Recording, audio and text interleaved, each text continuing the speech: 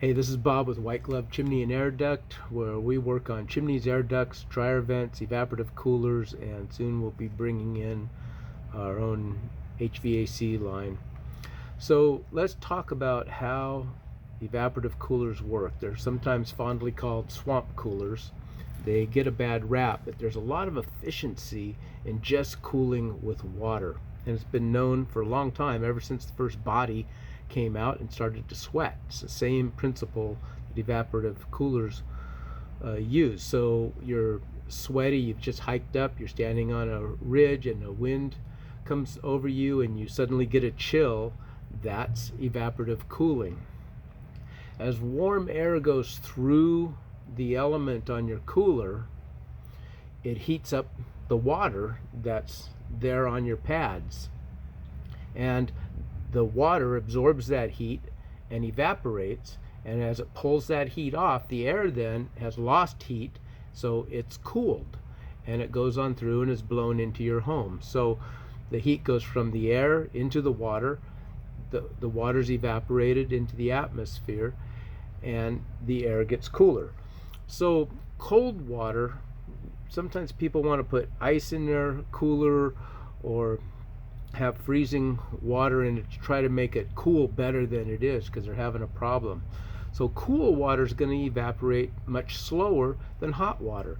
When you have boiling water, the molecules are bouncing around like crazy and the steam's coming off as it evaporates, whereas cold water just sits there. And it'll evaporate over time, but you're not going to be able to see it in the same way as boiling water. So first, you might think that hot water would be better to put in. Maybe we should have coolers that have an element in there that boil the water, but that doesn't actually work either. So cool water about room temperature or a little bit less. Tap water, physics study showed that 50-degree water, about the normal temperature of most tap water, is the most efficient in an evaporative cooler. And if it gets too warm, then performance decrease because there's too much heat to dissipate. And if it's too cold, or if it's ice, it has to change state. It has to go from ice to liquid, then from liquid to gas. And it's that part where it goes from liquid to gas that makes an evaporative cooler work. So skip the ice. It doesn't help much. The ice is going to have to melt before it can evaporate. That's going to take extra time, and you're not going to improve the efficiency of the cooling process. So when you turn your cooler on, you want to always prime your pads first. So unless you have just an on-off switch, you're going to have a dial or a thermostat, and some of the more fancy coolers automatically pre-wet the pads. Older ones might have a dial and it'll say pump only. So you turn the pump only on for 10 or 15 minutes, let the pads get wet, and then turn the cooler on to high, low, whatever you're going to run it at. That way you're not getting an instant burst of hot air that's going to blow into your house until the pads finally get saturated and begin to evaporate. It'll be a little more efficient that way. Any evaporative cooler that you buy or install should have 2 speeds and a vent only option. Now, not everybody's is installed that way. Some are just 1 speed. You turn it on or you turn it off. And so the pump's always going to be running and pumping water. But the advantage of 2 speeds, sometimes you want to run at a lower speed. The humidity goes up. You're not quite evaporating water as quickly as you need to on high speed, so you can slow it down. Sometimes it's cool out. These shoulder seasons, when the temperature's dropping at night and it's 85, but you want your cooler on in the house a little bit, it can get too cool if it's running on high, and you can run it down on low. The vent option makes your cooler work like a whole house fan. It pressurizes the house, it blows the hot air out, and if you have up ducts, which I'll talk about in a minute, it will blow the hot air out of your attic and cool the attic. So you can use it in mild weather just as a whole house fan, or you have a low setting and a high setting. The very best coolers are called indirect coolers. And a typical cooler is a direct cooler. There's several different versions of it. The ones most common that you see are going to be side draft or down draft. They have straw pads in them. That's what we call a grandma cooler. It's the least efficient. They still work, and under the right conditions they work fairly well, but they're not as good as more modern coolers. Single inlet coolers have one place that the air comes in. They have pads that are anywhere from 8 to 12 inches thick, or sometimes 4 pads of 4-inch thick each. And they're a cell deck pad, or a pad that kind of looks like corrugated cardboard, that allows the water to evaporate more efficiently than straw pads do. And they don't have mold problems or things like that that coolers can have. But an indirect cooler, it's going to bring the air in to a pre-cooler, a heat exchanger, where the air is cooled. Some of that moisture that's evaporating is then pulled off. You might lose 2/3 of the air. The rest of it's going to go into the main element of the cooling system and then pushed into your house. They achieve really impressive cooling power, often 35 degrees below ambient, which is amazing for something that's just cooling with water. Some, like the Colorado, which some of you watched that video on here, can achieve even more than that. But they're mostly not for residential use. They work better than direct coolers also when the humidity goes up. When you hit 25% humidity, grandma cooler is not going to work too well. 30% single inlet coolers are going to not work so well. It starts getting sticky and gooey inside the house, and you start thinking, my cooler's not working. Then you start thinking of putting cold water spray. People will spray more water on the pads, which isn't what you need. You don't need a bigger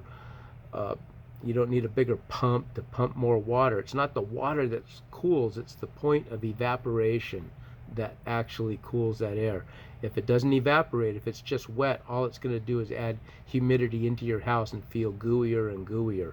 So understanding the principle that a cooler works at will help you get the most efficiency out of it.